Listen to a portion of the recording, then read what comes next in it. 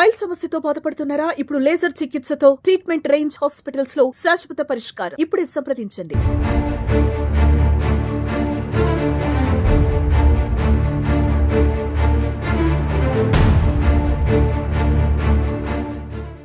ఇది Krishna west bypass, అంటే Vijayawada west bypass అని చెప్తున్నారు.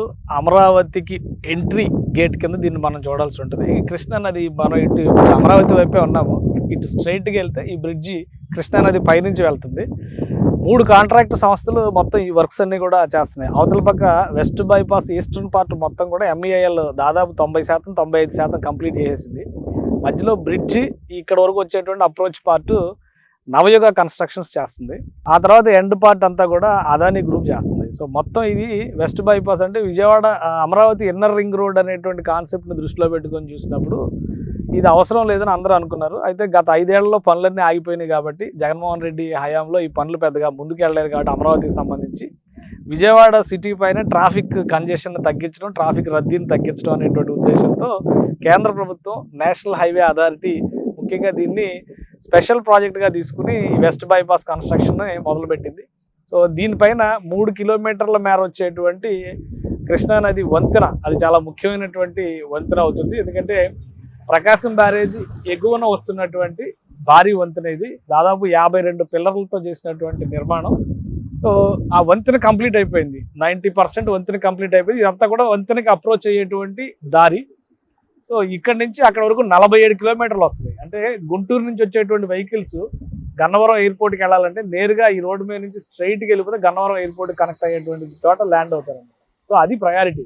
చంద్రబాబు నాయుడు కూటమి ప్రభుత్వానికి ముఖ్యమంత్రి అయిన వెంటనే తీసుకున్నటువంటి ఒక కీలకమైన నిర్ణయం ఏంటంటే అమరావతిలోకి యాక్సెసిబిలిటీని పెంచేటువంటి క్రమంలో ఈ రోడ్డు, ఈ వెస్ట్ బైపాస్కి సంబంధించినటువంటి ఈ బ్రిడ్జ్ ముఖ్యంగా కంప్లీట్ అవుతుంది కాబట్టి, అంటే గన్నవరం ఎయిర్పోర్ట్ దగ్గర ఉన్నటువంటి ప్లేస్ నుంచి ఇక్కడ వరకు కూడా రోడ్ యాక్సెసిబిలిటీ ఉంది. ఇంకా చెప్పాలంటే 2025 సంక్రాంతి సమయంలో west bypass eastern part Rajahmundry Visakhapatnam వెళ్ళే వెహికల్స్ అన్నిటి కూడా అటు డైవర్ట్ చేశారు. ఎందుకంటే అక్కడ కంప్లీట్ అయిపోయింది కాబట్టి వర్క్.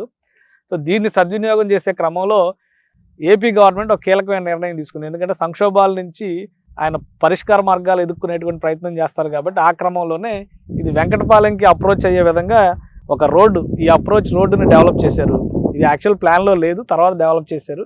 సో ఇక్కడ నుంచి డైరెక్ట్గా అమరావతిలోకి గన్నవరం ఎయిర్పోర్ట్లో దిగేటువంటి అతిథులు ఎవరైనా కానీ అక్కడ వెహికల్ ఎక్కితే నేరుగా అమరావతిలో ల్యాండ్ అయ్యే విధంగా ఈ అప్రోచ్ రోడ్ డిజైన్ చేశారు. ఇది కంప్లీట్ అయిపోయింది. మీరు చూస్తే ఇదంతా కూడా తార్ రోడ్డు వేసేసారు.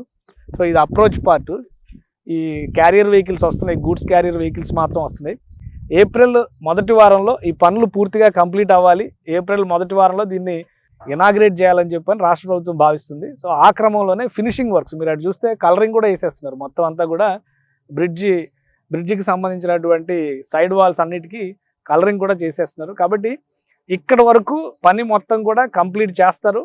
ఈ పనిని కంప్లీట్ చేసిన తర్వాత ఏప్రిల్ మాసంలో ఈ బ్రిడ్జిని వినియోగంలోకి తీసుకొస్తారు.